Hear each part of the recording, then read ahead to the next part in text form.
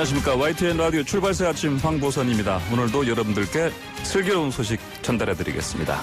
수해 피해와 산사태 피해 책임을 두고 여야가 치열한 공방을 벌이는 가운데 홍수 예방에 자신이 없으면 4대강 보를 파괴하라고 한 권성동 무소속 의원의 의견 들어보고요. 역대 최장 장마의 원인은 기후변화 때문이라고 주장하는 윤원태 국제기후환경센터 대표와도 이야기를 나눠보겠습니다. 교통사고를 내 만삭의 아내를 숨지게 했다는 혐의를 받던 남편이 무죄를 받은 사건 와이파이에서 짚어보고요. 최동호 소장과 함께 이번 주 스포츠 소식도 알아보겠습니다. 2020년 8월 10일 수요일 YTN 라디오 출발새 아침 힘차게 출발합니다.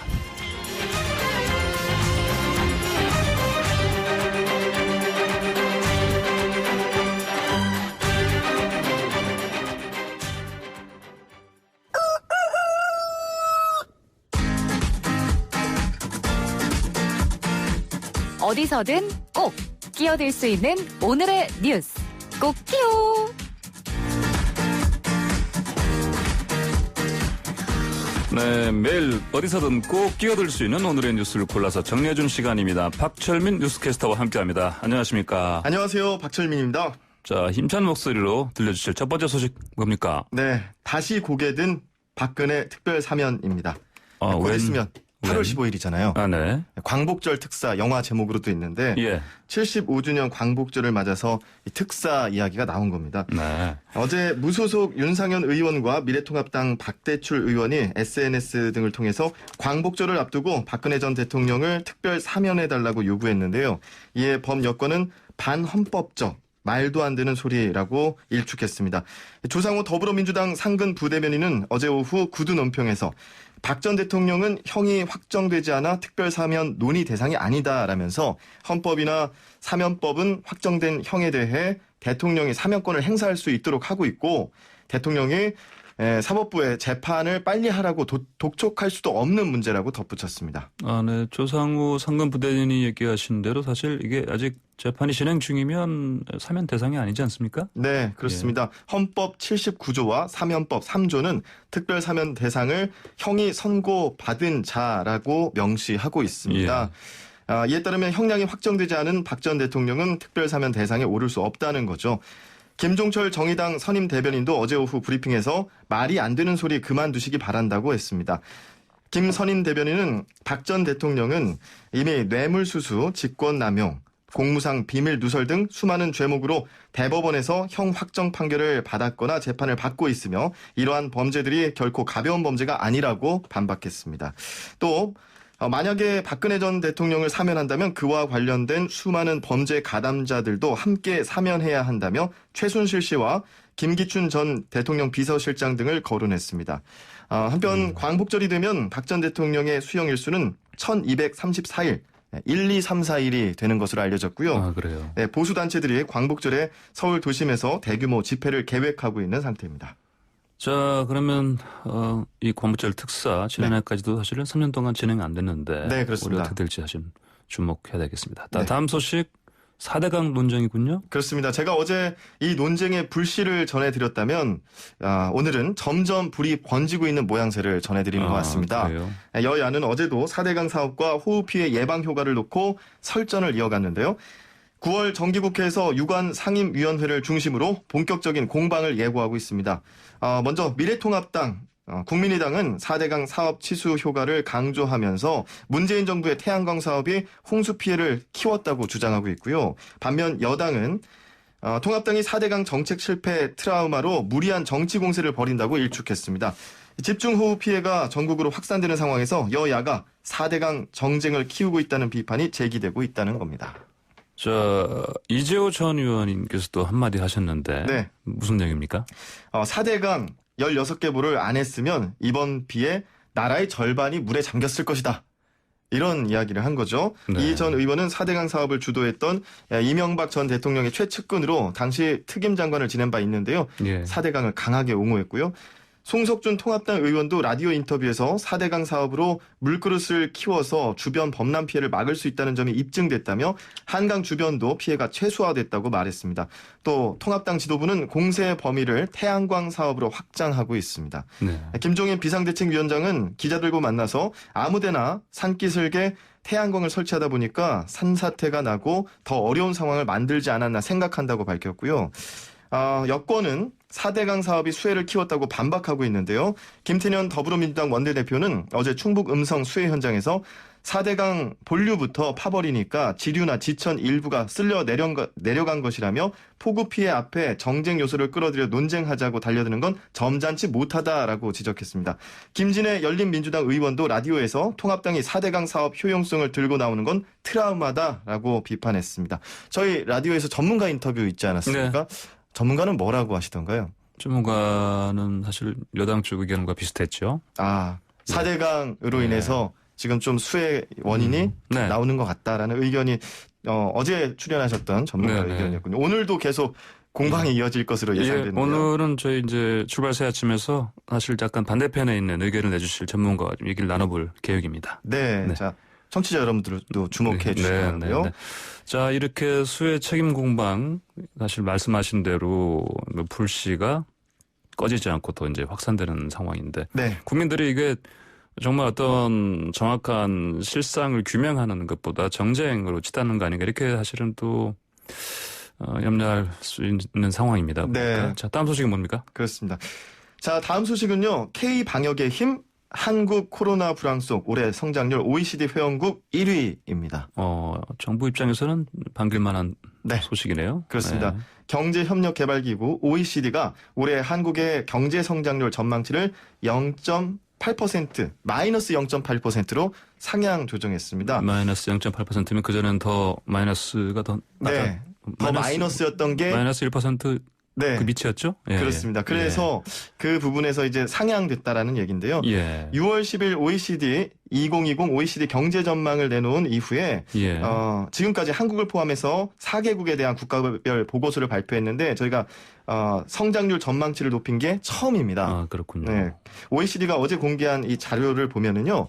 코로나19 재확산이 없다는 시나리오에서 올해 한국 경제 성장률이 마이너스 0.8%를 기록할 것으로 전망됐는데 말씀하신 것처럼 마이너스이긴 하지만 상향 조정된 겁니다. 네. 지난 6월 제시했던 게 마이너스 1.2%니까 0.4%포인트 상향됐고요. 덜 떨어질 거라는 얘기네요, 한마디로. 네, 그렇습니다. 부문별로 보면 민간 소비 둔화 정도의 애초보다 덜 심하고 총 투자가 마이너스 0.7%였는데 2.9%로 투자가 늘어날 것이다, 증가세일 것이다 라고 판단을 했고요. 다만 수출 부진은 좀 심화될 것으로 내다봤습니다. OECD가 지난달에 미국, 슬로베니아, 그리고 그리스 이렇게 3개국에 대한 국가별 보고서를 차례로 발표했고 저희가 4번째인 건데요. 전망치를 기존 성장률보다 높게 나타낸 겁니다. 그리스 같은 경우는 보니까 마이너스 8% 전망이 뜨네요. 네, 그렇습니다. 마이너스 11%까지 내려간 국가들도 꽤 많이 있었고요. 한국이 평가가 이렇게 좋게 나타난 이유가 있었습니다. 코로나19 확산세로 봤을 때 한국과 전 세계 사이에 일정 부분 격차가 있다라는 거죠. 한국 정부가 적극적인 정책 대응에 나서고 있다는 점 등을 반영한 수치로 해석되고 있고요. 한국의 성장률을 기본적으로 코로나19에 대한 대응 역량에 좀 장점이 있었다라고 판단을 한 것입니다. OECD는 한국은 봉쇄 조치 없이 바이러스 확산을 가장 성공적으로 차단한 국가 중 하나라고 평가했습니다. 또 정부의 확장적 재정 정책이나 금융시장 안정 방안도 긍정적으로 평가했습니다. 다만 그 고용 감소에 대해서는 우려의 목소리를 나타냈습니다. 네, 최근에 그 정부에서 부동산 대책 내놓으면서 강력하게 투기를 다속하겠다 이렇게 했었는데 경찰까지 동원한다고 했습니다. 그렇습니다. 근데 최근에 부동산 이른바 부동산 감독원 이런 거 만든다는 얘기도 있었는데 이게 어떻게 실체화되고 있습니까? 그렇습니다. 지금 문재인 대통령 지시로 설립 여부를 검토하고 있는데요. 관계부처에서는 금융감독원에 준하는 2,000명 정도의 기구를 만들겠다. 2,000명이요? 예, 그런 예. 얘기가 나왔습니다. 현재 국토교통부 부동산시장 불법행위 대응반이 15명입니다. 예. 그러니까 이에 비하면은 거의 한 100배가 예. 넘게 증가할 네. 수 있는 상설 감독기구가 탄생하는 셈인데요. 네. 과연 어떻게 될지 모르겠지만 이게 그제인 10일 청와대에서 수석보좌관 회의에 네. 문재인 대통령이 주문한 내용이기 때문에 탄력이 좀 거세질 것 같습니다. 탈이 될 것으로 보입니다. 자, 부동산 시장 감시하는 법무부처 차원 대응반 있었지만 말씀하신 대로 기능을 제대로 못하니까 이렇게 감독기구 형태를 키우겠다는 것이군요. 그러니까. 네. 네. 정부 관계자에 따르면 부동산 시장 감독기구는 금융감독원과 마찬가지로 검사나 감독 기능을 갖게 되는데 시장 상황에서도 신속하게 대응하고 현장 실사도 합니다. 그런데 이게 15명으로 꾸려져 있다 보니까 말씀하신 대로 그 범부처 기관으로서 15명인데 사실상 부동산 시장 불법 행위나 탈세 같은 것들을 단속 조사하기에는 역부족이었던 거죠.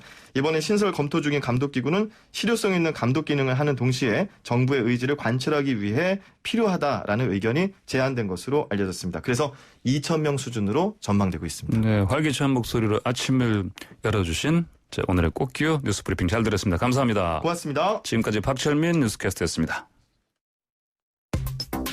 친절한 시사, 시원한 통찰, 출발 새 아침, 슬기로운 인터뷰.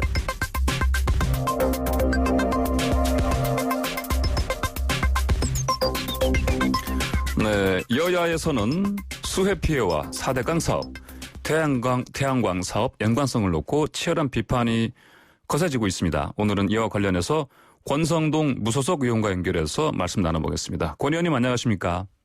예, 안녕하세요. 권성동입니다. 네, 지금 어디 계십니까? 강릉에 계십니까?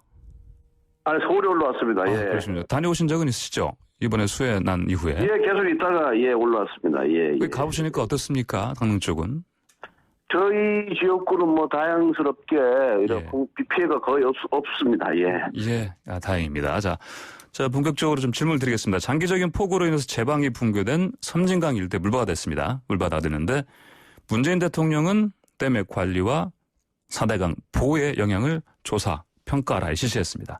자, 권 의원께서는 이에 대해서 가뭄과 홍수 예방에 자신 있으면 지금 즉시 4대강 보호를 파기하라. 이런 직격탄을 날리셨는데 예. 자, 4대강 보호가 없었으면 더 큰 일들이 일어났을 것이다. 이런 말씀인가요? 예, 그렇습니다. 예. 우리가 4대강이 건설되기 전과 후를 비교해 보면은, 예. 명확히 알 수 있다고 생각합니다. 4대강이 건설되기 전에는 매년 이 여름 집중호우 기간에 예. 4대강 주변에서 제방이 무너져가지고 홍수가 났고 네. 이 또 홍수 피해를 보존하기 위해서 원상 회복하기 위해서 1년에 적어도 2, 3조에서 5, 6조 정도의 예산이 들어갔거든요. 예. 그런데 그 4대강 사업 이후에는 4대강 유역에서는 홍수가 단 한 번도 없었습니다. 예. 이번에 딱 창녕 합천보 유역에서 한 건 제방이 터진 것 외에는 전혀 없었거든요. 네.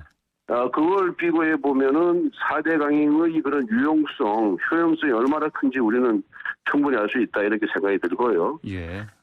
그리고 이 소위 말하는 치수와 이수, 물을 관리하고 이용하는 것. 이거는 동서고금의 역사를 봐도 최고 통치자가 가장 중요하게 해왔던 그런 역할이거든요. 네. 그렇기 때문에 이 4대강을 자꾸만 진영 논리로 이렇게 바라보지 말고 이 4대강 사업의 홍수라든가 가뭄 예방 효과가 있다는 거는 그 지역에 사는 그 유역에 사는 농민들은 다 인정하는 문제거든요. 네. 그렇기 때문에 제가 자꾸만 이 홍수가 난 걸 그 댐 주변에서 이번에 홍수가 난 것을 4대강과 4대강이 마치 원인인 것처럼 이렇게 은근히 몰아가는 거는 네. 이건 정말 잘못된 행태이고 모든 것을 지난 정권 탓으로 하는 이런 습관적인 책임 회피다 이렇게 생각을 했기 때문에 예. 그리고 이 정부 문재인 정부 들어서 4대강 보호가 문제가 있다고 하면서 4대강 보호를 해체하느냐면서 굉장히 시끄러웠지 않습니까? 네. 그런데 지금 한 건도 해체를 못하고 있어요. 그래서 제가 모든 책임을 4대강 보호에 돌리지 말고 그렇게 4대강 보호가 원인이라고 홍수의 원인이라고 생각하면은 그냥 폭파시켜라 이렇게 네. 제가 좀 강하게 얘기를 한 겁니다. 그냥 파괴하라, 폭파시켜라. 예. 네, 알겠습니다. 그렇게 네. 되면 모든 논란이 일단락될 거 아니에요. 누구 말이 옳은지 그런지. 네. 예. 자, 그런데 방금 말씀하신 것처럼 하필 이번에 그 제방 쪽 문제가 일어난 것이 말씀하신 대로 그 합청 창녕보 아닙니까? 4대강 사업으로 만들어진 보인데 그래서 이제 이 부분 때문에 그러면 이제 단순한 얘기에 대한 비판 의견을 보면은 이게 아니 보호 만들어 놓은 곳에서 이번에 이런 일이 일어나지 않았냐 이런 또 얘기도 있습니다. 어떻게 보십니까? 네, 정말 제가 보기에는 과학적인 근거가 없는 주장이라고 생각이 들고요. 이제 보면은 보호가 조합을 이제 높여가지고 제방을 무너뜨렸다라는 것이 이제 저쪽에서 주장하는 내용인데요. 뭐 그런 논리라면은 우리 뭐 이제 상위 팔당댐이라든가 소양강댐 등도 인근의 제방이 다 무너져야 되는 거거든요. 수압댐을 했다면은. 그러니까 우리가 이제 과거에는 강 상류나 중류에 댐을 만들어가지고 이제 이 치수 이수를 했어요. 뭐 농작물을 재배하는 데도 이용하고 또 가뭄도 예방하고 홍수도 예방하는 이런 역할을 댐이 하잖아요. 그런데 그 후로는 댐을 만들 수가 없는 거예요. 왜냐하면 지역민들이 반대가 워낙 심하고 또 이 생태계에 많은 영향을 주기 때문에. 그래서 이제 강 중류 상류에 이제 보를 만드는 거예요. 일종의 이 보라는 것이 작은 댐. 아니 댐의 역할을 하잖아요. 그래서 이 댐 주변에 다른 지역은 가뭄이 들어서 물이 안 나오고 댐 주변에는 이제 이 보 주변에는 그 보에 물을 저장해 놓으니까 이게 지하수로 빠져가지고 그 인근 농작물을 경작하는데 아무 그런 지장이 없었습니다. 그렇기 때문에 이번 그리고 또 비가 많이 오면 우리가 댐에다 물을 가뒀다가 이제 조금씩 방류를 하잖아요. 그죠? 그런데 만약에 이 보호가 없었다면 상류에 있는 물이 그대로 하루에 다 빠져버립니다. 하루 만에. 하루 이틀 만에 상류에 있던 물이 가둬놓지 못하니까 하루로 엄청난 양이 흘러 내려가고 그리고 집중호우가 내리면은 하루 쪽에서 뚝이 터질 수밖에 없는 거예요. 그렇기 때문에 마치 수행하는 것이 보태물이라고 이렇게 사실을 보도하는 것은 잘못된 것이고 제가 보기에는 제방 관리를 잘못한 겁니다. 관리를. 제방 관리를 잘못했다. 잘못된 것이다. 그래서 4대강 주변의 주민들도 인터뷰를 해보면 이 보 때문에 우리가 가뭄도 예방하고 홍수도 예방하고 농사일도 너무 편하다라고 다 이구동성 칭찬하는 거 아니겠습니까? 알겠습니다. 자, 그런데 이 여든 야든 일치하는 부분이 있습니다. 그 지류지천 정비 사업 이런 부분이 좀 더 잘 돼야 된다. 이런 의견들이 있습니다. 어떻게 보십니까? 이제 이명박 정부에서 4대강 사업을 하고 지류지천을 이제 못하고 예산을 그때 예산을 편성해가지고 박근혜 정부로 넘겼는데 박근혜 정부에서 이 지류지천 예산선을 다 삭감을 해버렸어요. 사실 4대강도 해야 되지만 지류지천도 해야 되거든요. 그래야 오염도 방지할 수가 있는 것이고 지류지천은 녹조 현상 이런 것도 방지할 수 있는 것이고 또 지류지천을 해야 4대강 보를 한 그런 시너지 효과가 나는데 그걸 못한 게 좀 아쉽다고 생각하고 지금이라도 늦지 않았으면 지류지천을 정화하고 이를 더 튼튼히 하는 사업을 하루빨리 시작해야 매년 나는 이 물난리를 막을 수 있다고 생각합니다. 알겠습니다.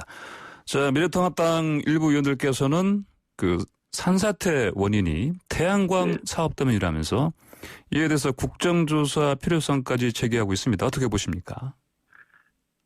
이 태양광이 이 환경에 미치는 영향, 그 다음에 이 미관상 굉장히 보기가 안 좋거든요. 미관상부터요?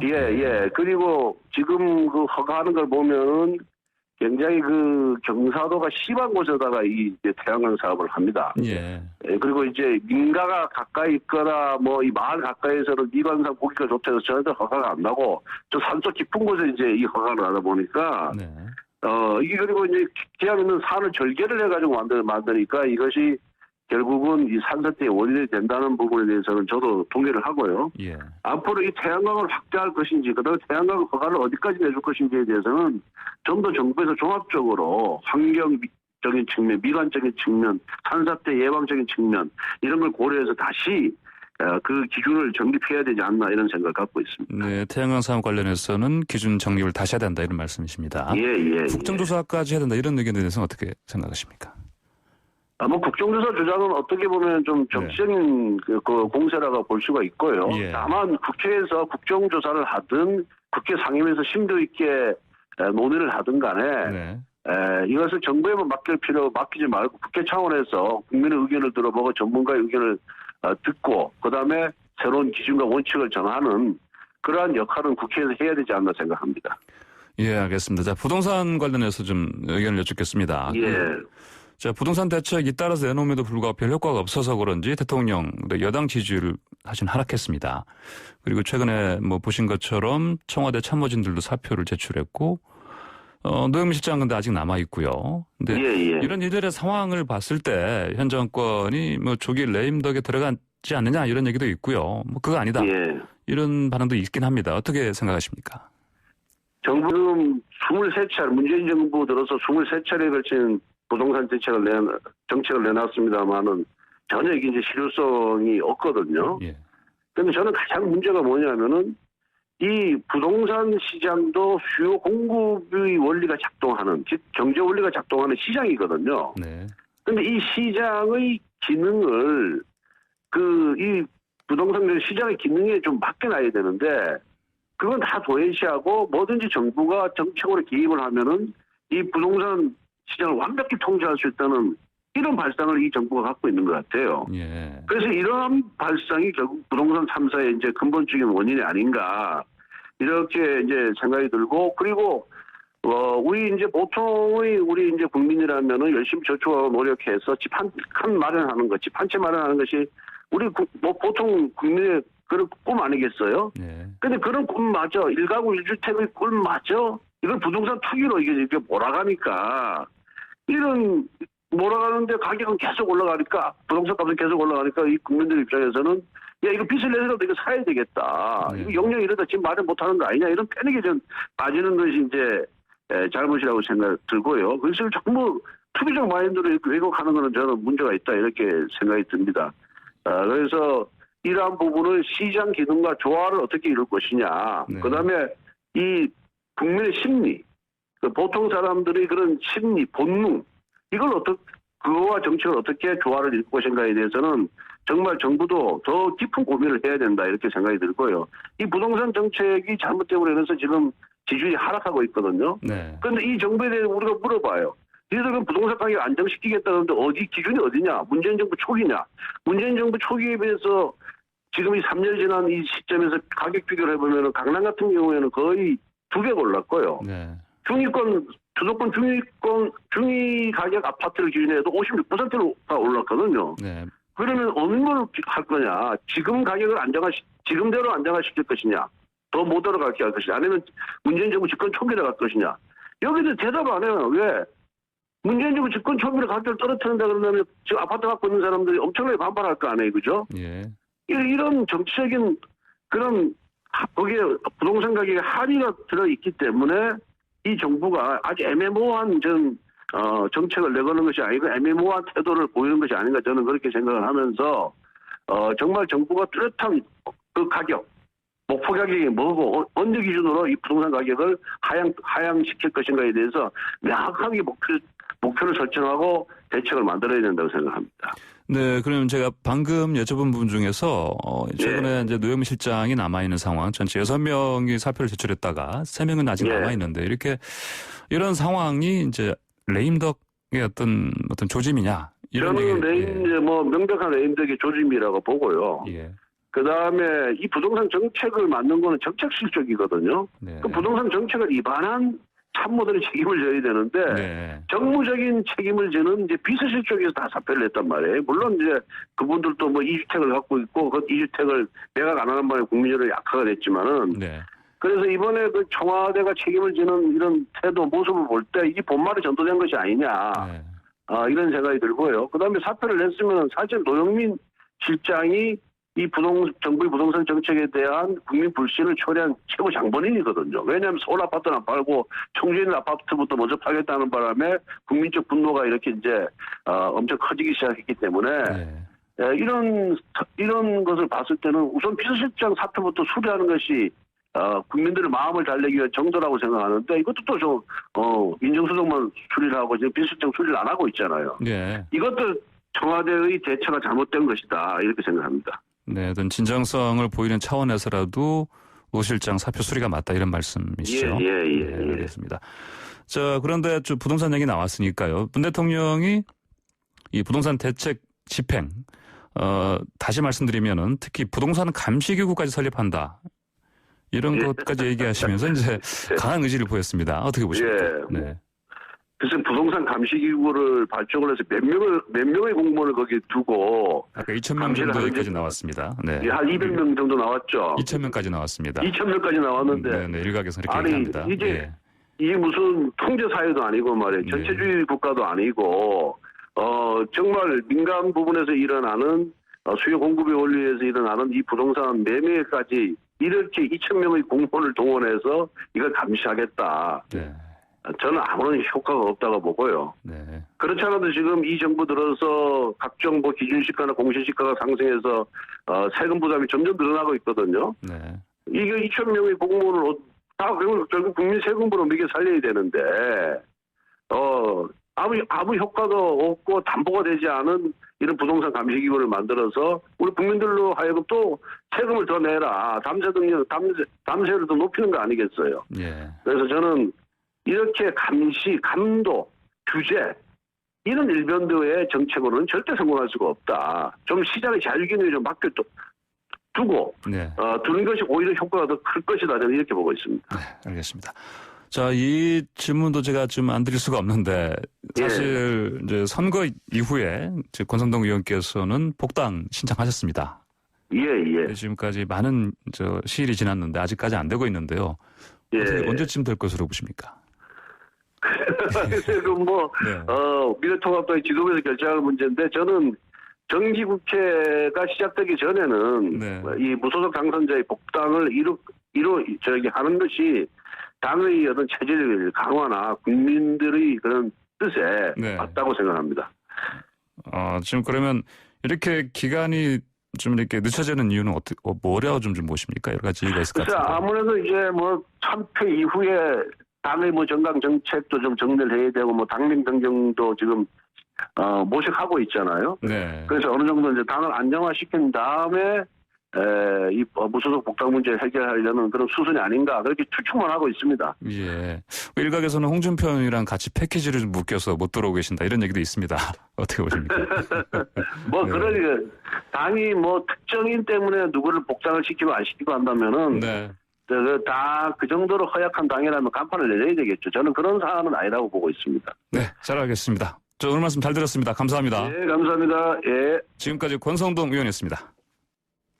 네, YTN 라디오 출발 새 아침 1부 순서 여기서 마치고요. 저는 잠시 후 2부로 돌아오겠습니다.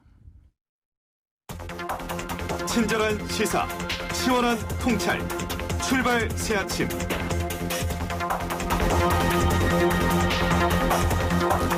네, 온라인에서 이런 해시태그가 등장했습니다. 이 비의 이름은 장마가 아니라 기후위기입니다. 자, 이 해시태그는 역대 최장 장마의 원인이 기후변화라는 말인데, 자, 기후변화로 이토록 긴 장마가 이어진 걸까요? 자, 이와 관련해서 자세한 얘기 나눠보겠습니다. 국제기후환경센터의 윤원태 대표 연결되어 있습니다. 대표님 안녕하십니까? 안녕하세요. 자, 지금 계시는 곳이 광주죠? 광주의 국제기후환경센터. 네, 맞습니다. 네. 자, 지금 광주에 계실 텐데 지금 날씨 어떻습니까? 지금도 밖에는 광주에는 지금도 비가 내리고 있는데요. 아, 그렇습니까? 예. 네네. 보면은 지난 한 10일 동안 광주에 내린 비에 의한 누적 강수량을 보면은 예. 한 700mm 가량이 내렸거든요. 700mm 정도, 네.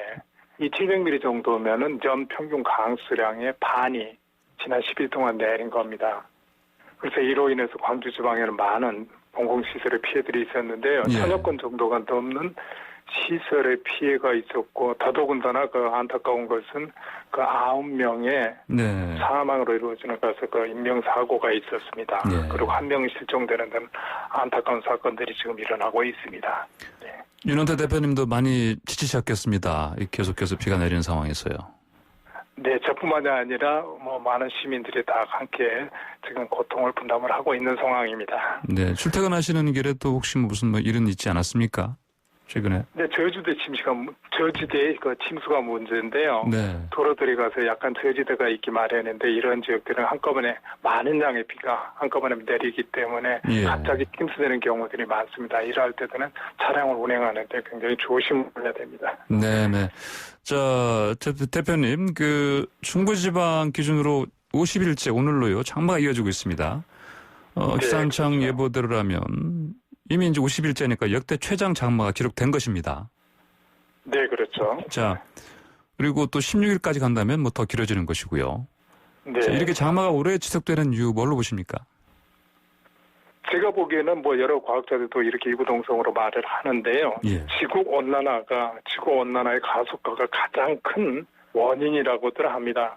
네. 예를 들어서 이제 뭐 지구 온난화 때문에 그 중위도 우리가 살고 있는 약간 위쪽의 중위도 지방의 상층에는 강한 편서풍대가 아시는 것처럼 형성이 되어 있는데요. 네.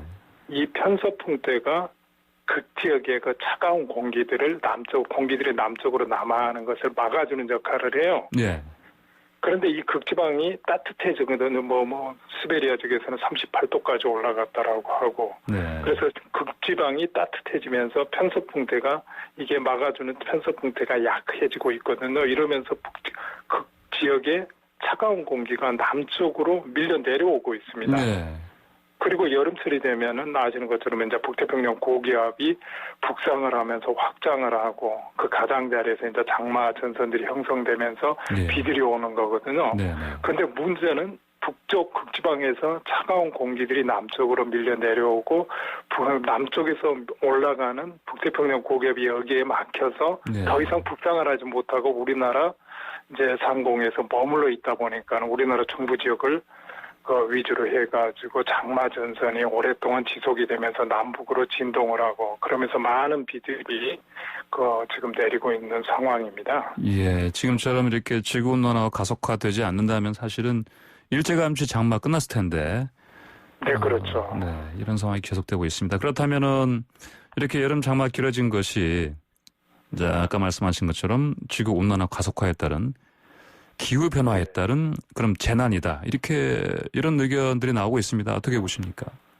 물론입니다. 제가 맞다라고 생각을 하는데요. 예. 장마가 길어지고 있는 것도 사실이고 그 이전에 장마가 길어지는 직접적인 원인은 지구온난화다. 그런데 문제는 지구온난화가 되면 우리가 살고 있는 지구의 표면적을 살펴보면 약 71%가 해양으로 덮여 있는 거거든요. 예.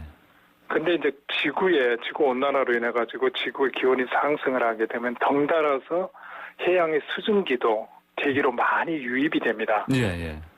대기의 수증기가 많이 유입이 되면 이거는 가서 어느 순간에는 이제 더 많은 비가 예전에 비해서 많은 비가 폭우로 지역에 따라서 내리게 되거든요. 예. 이게 바로 지금 우리가 말하는 재난이라는 겁니다. 폭우로 인한 재난이고 이게 이제 가서 중국 남부 지역 같은 데는 지금 2달 이상 지속이 되고 있는 폭우로 인해서 5천만 명 이상의 이재민이 발생을 한다라는 등 이러한 것들이 바로 지구 온난화로 인해서 수증기가 많이 대기 중으로 유입이 되고 이 유입된 수증기는 다시 폭우로 변해가지고 떨어지기 때문에 우리가 이것을 기후 변화라고 얘기를 하고 있습니다.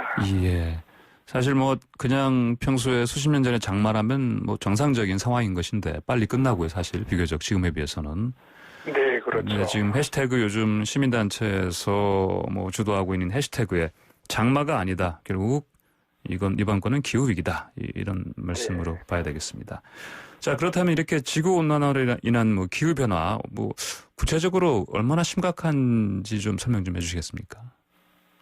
네, 우리 모두들이 이제 알고 있기는 한데요. 산업화 이후에, 네. 그러니까 과거 100년 동안에 지구의 평균 기온이 1도가량 상승을 했다라고 하지 않습니까? 네. 여기까지는 모든 국민들이나 모든 사람들이 압니다. 그렇지만 이 1도가 영향이 얼마나 큰지는 잘 모르시는 것 같아요. 네. 근데 문제는 이 평균 기온이 1도가 상승을 하면서 아주 심각한 자연재해가 발생을 하고 있거든요. 한마디로 네. 말해서 기후 시스템이 우리가 살고 있는 기후 시스템이 예전에 비해서 변하고 있다라는 겁니다. 그래서 네. 아까 말씀드렸듯이 시베리아 지역에 38도, 우리나라 여름철에 최고 기온도 38도를 찍기가 어렵습니다. 네. 시베리아 지역이 38도까지 상승을 하고 중국 남부 지역에서는 뭐 2달 동안이나 폭우가 이어지고 5천만 명이 넘는 거 우리나라 인구가 5천만 명이지 않습니까? 5천만 명이 넘는 인구가 이재민이 발생을 하고 이러한 것들이 바로 기온이 1도 상승하에 나타나는 기후변화라고 보거든요. 근데 더 문제는 이러한 기후변화, 기후변화는 지구온난화로 인해서 일어나는 겁니다. 이 지구온난화는 더욱더 가속화가 되고 있다는 그래서 이게 문제라고 말씀을 드릴 수가 있겠습니다. 예. 자, 그렇다면은, 이런 기후변화가 심화하면은, 우리가 요즘 겪고 있는 이렇게 뭐 장마가 굉장히 길어지고 수해도 많고 산사태가 일어나고 그러고 있는데, 이런 부분 말고 다른 또 이상 어떤 문제점, 그런 것들 우리가 실은 예상을 해야겠네요. 그렇죠? 네, 맞습니다. 기후변화로 인해서 우리들이 가서 흔히 말하는 게 이제 홍수라든지 물로 인한 피해들을 얘기를 하거든요. 근데 또 동시에 물로 인해서 피해가 발생을 하기도 하지만은 동시에 물이 없어서 가뭄으로 인한 피해가 심각해지고 있습니다. 그래서 부익부 빈익빈이라고 우리가 표현을 하는데요.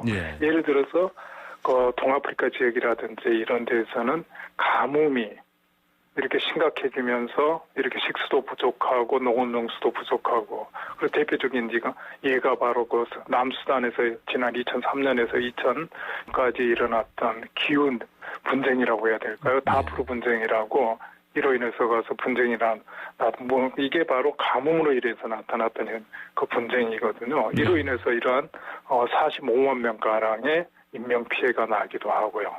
그래서 이러한 것들이 바로 기후변화로 인해서 물로 인한 피해도 자연재해도 나타나지만 동시에 가뭄 피해도 심각하게 나타나고 있다고 볼 수가 있겠습니다. 예. 자, 이게 말씀하신 대로 지구 온난화가 가속화하면서 특히 이제 북극 지역 이쪽에 툰드라 지대가 녹으면서 이 메탄가스가 특히 나온다.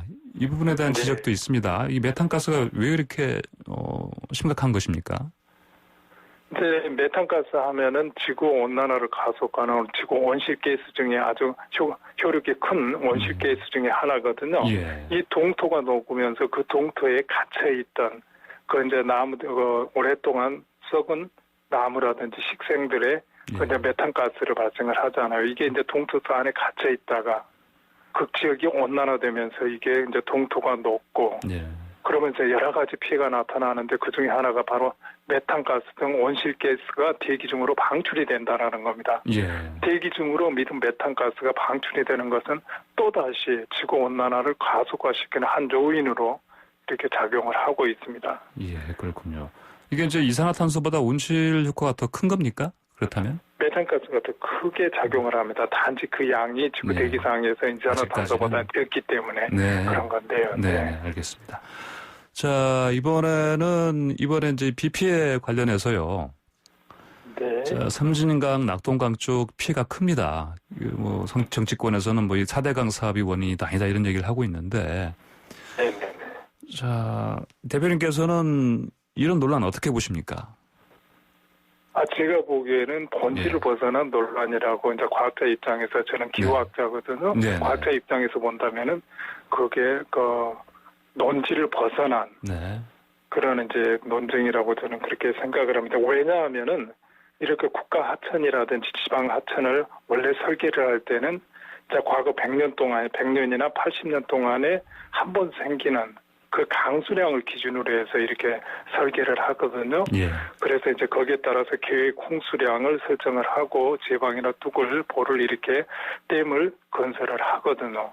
근데 이제 우리들이 지금까지 말씀을 드렸던 게 기후변화, 지구온난화로 인한 기후변화라고 말씀을 드렸어요.